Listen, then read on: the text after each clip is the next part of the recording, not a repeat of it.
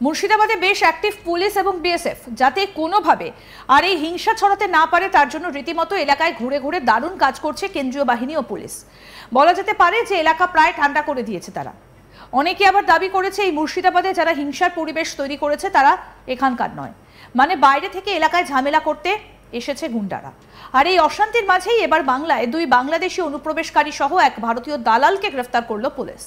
আর তা নিয়ে নানা বেঁধেছে রহস্য। এই সময়ই বাংলাদেশি অনুপ্রবেশকারীরা কি করছে? তাদেরকে কি এখানে অশান্তি লাগানোর জন্য পাঠানো হয়েছে? উঠছে প্রশ্ন। আবার পুলিশের জালে গ্রেফতার দুই বাংলাদেশি অনুপ্রবেশকারী সহ এক ভারতীয় দালাল। বিশেষ অভিযান চালিয়ে একই সঙ্গে 3 জনকে গ্রেফতার করেছে পুলিশ। সূত্রের খবর, নদিয়ার ধানতলা থানার পুলিশ জানতে পারে ধানতলা থানার অন্তর্গত আরংঘাটা এলাকায় দুই বাংলাদেশি অনুপ্রবেশকারী দালাল চক্রের মধ্যে দিয়ে গা ঢাকা দিয়ে রয়েছে। এরপর এলাকায় বিশেষ অভিযান চালায় পুলিশের একটা বিশেষ টিম। জানা যায় ভারতীয় দালাল চক্রের সঙ্গে জড়িত ব্যক্তির নাম তপন দাস, অন্যদিকে বাংলাদেশি অনুপ্রবেশকারীদের নাম আয়েশা বিবি এবং ইয়াসমিন বেবি। পুলিশ সূত্রে আরও জানা যায় ওই দুই বাংলাদেশি অনুপ্রবেশকারী ভারতীয় দালাল চক্রের মধ্যে দিয়ে ভারতের ভূখণ্ডে প্রবেশ করে, এরপর নদিয়ার আরংঘাটায় গা ঢাকা দিয়েছিল। জানা যায় ভারতীয় ভূখণ্ডে প্রবেশ করার পর মুম্বাইয়ে যাবার জন্য পরিকল্পনা করছিল ওই বাংলাদেশিরা। শনিবার ধৃত 3 জনকে রানাঘাটের বিচার বিভাগীয় আদালতে তোলা হয়। অন্যদিকে আরও বাংলাদেশি অনুপ্রবেশকারী এবং ভারতীয় দালাল চক্রের সঙ্গে যুক্ত হয়ে বেআইনি কার্যকলাপ করছে তাদের ধরতেই এখন থেকে বিশেষ অভিযান চালাচ্ছে পুলিশ।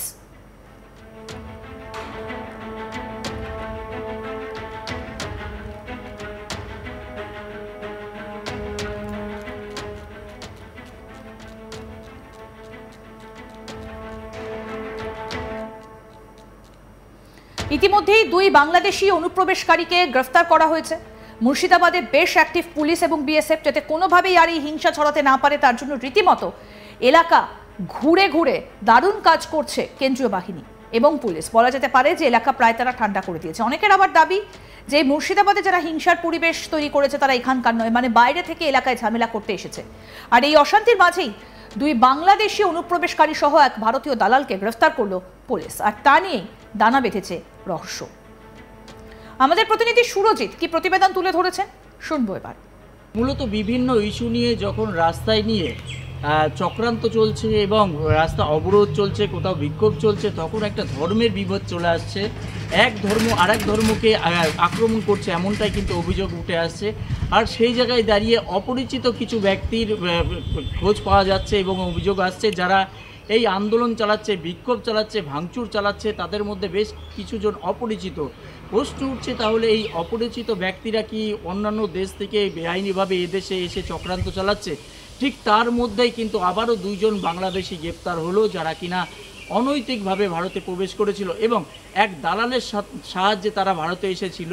সেখানে কিন্তু গোপন সূত্রে খবর পেয়ে পুলিশ তদন্ত চালিয়ে তাদের গ্রেপ্তার করে এবং সেই দালালও গ্রেপ্তার হয়েছে। রাজ্য জুড়ে যখন চাকরি আন্দোলন নিয়ে ব্যস্ত, গোটা রাজ্য জুড়ে যারা চাকরি হারিয়েছেন, অর্থাৎ সুপ্রিম কোর্টের সিদ্ধান্তে প্রায় 26,000 শিক্ষক শিক্ষিকা এবং শিক্ষাকর্মীদের চাকরি গেছে, ঠিক তখন শিক্ষক শিক্ষিকা এবং সেই শিক্ষাকর্মীরা পথে নেমেছেন। তারা দাবি জানাচ্ছেন যারা অযোগ্য তাদের বাদ দিতে হবে, তাদের চিহ্নিত করে, এবং আমরা যোগ্য তাহলে আমরা কেন চাকরি হারাবো, এই দাবি নিয়ে যখন তারা রাস্তায় নামছেন, বিভিন্ন জেলায় জেলায় শিক্ষা দপ্তরে বিক্ষোভ দেখাচ্ছেন। পাশাপাশি কলকাতাতেও রীতিমতো যে শিক্ষা দপ্তর রয়েছে সেই শিক্ষা দপ্তরে তারা অভিযান চালাচ্ছে, পাল্টা লাঠিচার্জ চালাচ্ছে পুলিশ এবং শিক্ষকরা মারও খাচ্ছেন।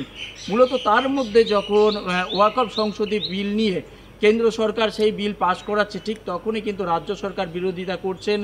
অর্থাৎ কেন্দ্র এবং রাজ্যের মধ্যে বাকযুদ্ধ শুরু হয়েছে। রাজ্য সরকার যেটা মনে করছেন যে এই ওয়াকফ সংশোধনী বিল আদতে সংখ্যালঘুদের ক্ষমতা খর্ব করার জন্যই করা হয়েছে। পাশাপাশি তৃণমূলের তরফ থেকে মূলত যেটা দাবি জানানো হচ্ছে, বিজেপি তাদের যে ক্ষমতা, সংখ্যাগরিষ্ঠতার ক্ষমতা রয়েছে কেন্দ্রে, সেই সংখ্যাগরিষ্ঠতার ক্ষমতাকে অপব্যবহার করে এই ওয়াকফ সংশোধনী বিল কিন্তু পাশ করেছেন।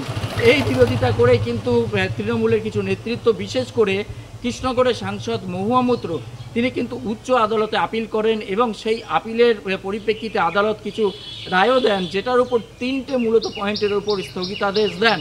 এরপরে মহুয়া মৈত্র বলেন যে আদালতের এই স্থগিতাদেশ আদতে তাদের জয়। তার কারণ যেভাবে এই ওয়াকফ বিল মূলত গায়ের জোরে কেন্দ্র সরকার পাশ করেছে, তা সম্পূর্ণ বেআইনি এবং অনৈতিক। মূলত এ রাজ্যের সংখ্যালঘুদের ক্ষমতা খর্ব করার জন্য যে ওয়াকফ বিলের ওপর এতদিন সেই কমিটিতে সংখ্যালঘুরা তাদের ক্ষমতার ব্যবহার করতেন, সেই ব্যবহারটাকে ভেঙে দেওয়ার জন্য এই পরিকল্পনা মাফিক এই ওয়াকফ সংশোধনী বিল কেন্দ্র সরকার পাশ করেছে, তা আমরা কিছুতেই হতে দেব না।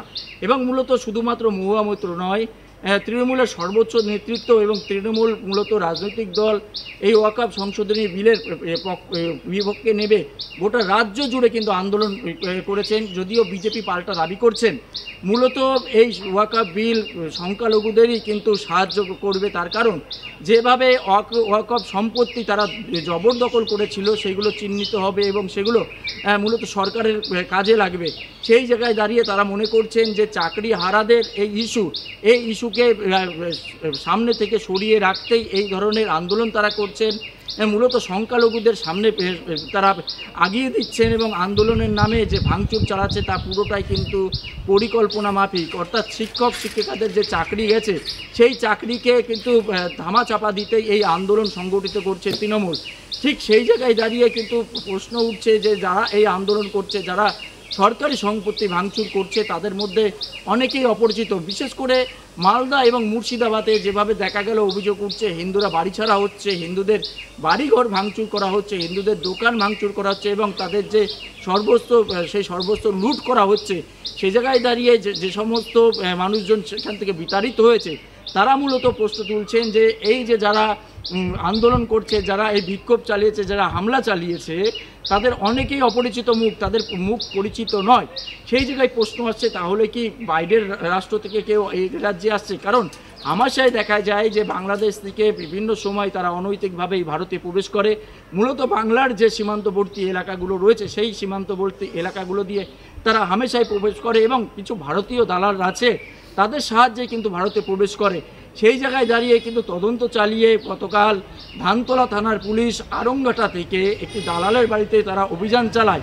সেই দালাল তপন দাস তার বাড়িতে অভিযান চালিয়ে 2 জন বাংলাদেশিকে গ্রেপ্তার করে। সেই 2 বাংলাদেশি এবং দালালকে গ্রেপ্তার করে তাদেরকে কিন্তু আদালতেও তোলা হয়। তাদেরকে জিজ্ঞাসাবাদ করে যেটা জানা যায় যে এই 2 বাংলাদেশি অনৈতিকভাবে কোনো ভিসা পাসপোর্ট ছাড়া মূলত এই দালালের সাহায্যে তারা ভারতে প্রবেশ করেছিল এবং তারা মুম্বাইয়ের উদ্দেশ্যে পাড়ি দেওয়ার জন্য ভারতে প্রবেশ করেছিল।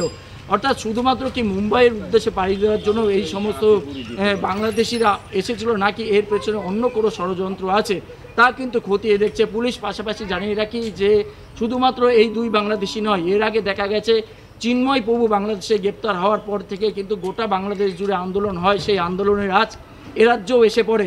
এরপরে কিন্তু কেন্দ্র সরকার বিশেষ করে স্বরাষ্ট্র দপ্তরের তরফ থেকে যে সমস্ত সীমান্তবর্তী এলাকাগুলি রয়েছে সেই এলাকাগুলিতে নিরাপত্তা আরও বাড়িয়ে তোলা হয়, সেখানে আরও বিএসএফ বেশি করে মোতায়েন করা হয় যাতে অনৈতিকভাবে কোনো বাংলাদেশি ভারতে প্রবেশ না করতে পারে।